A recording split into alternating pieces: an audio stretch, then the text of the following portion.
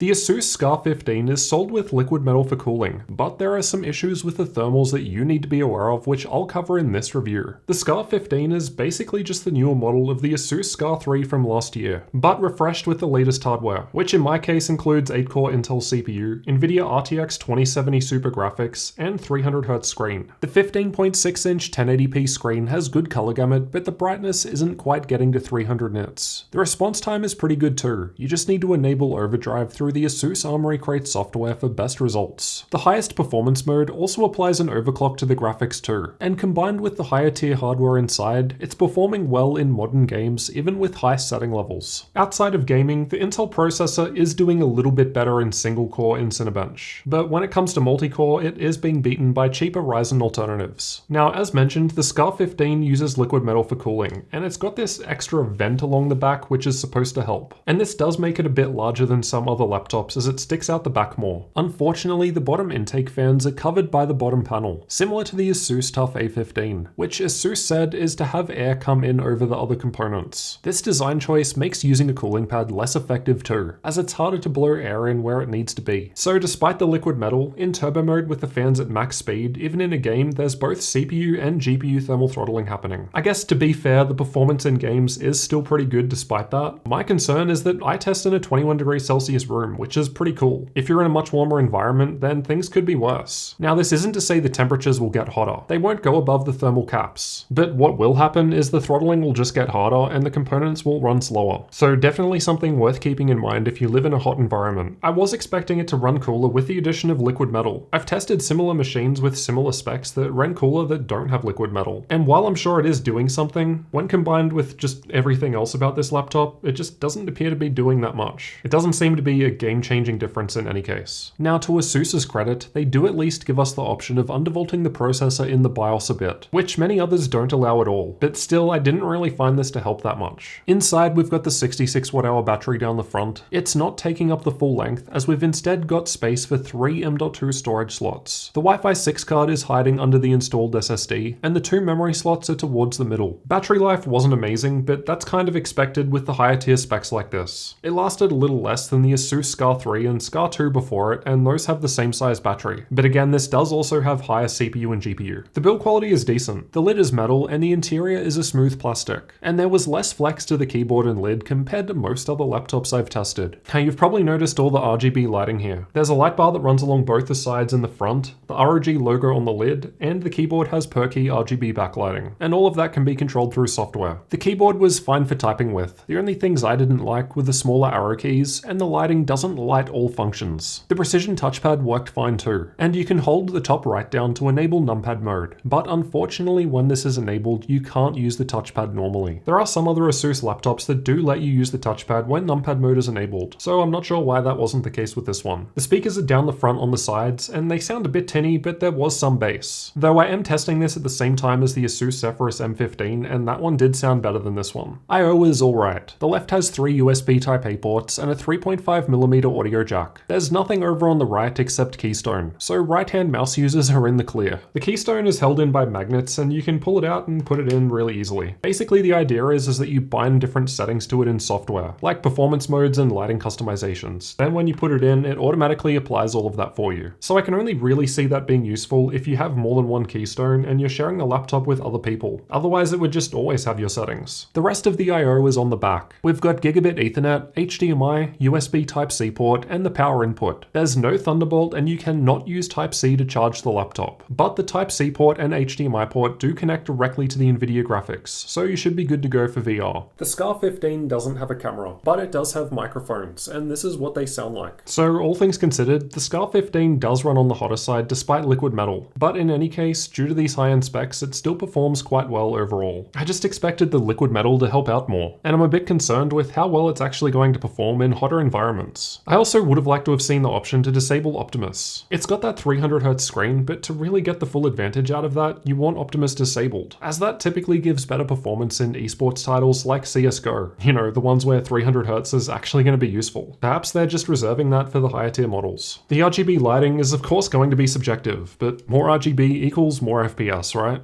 You can see for yourself over in this video. I've tested the SCAR 15 in 20 different games at all setting levels, and I've also compared it against other laptops to show you the differences. So I'll see you over in that video. Otherwise, if you're new to the channel, then make sure you get subscribed for future laptop reviews like this one.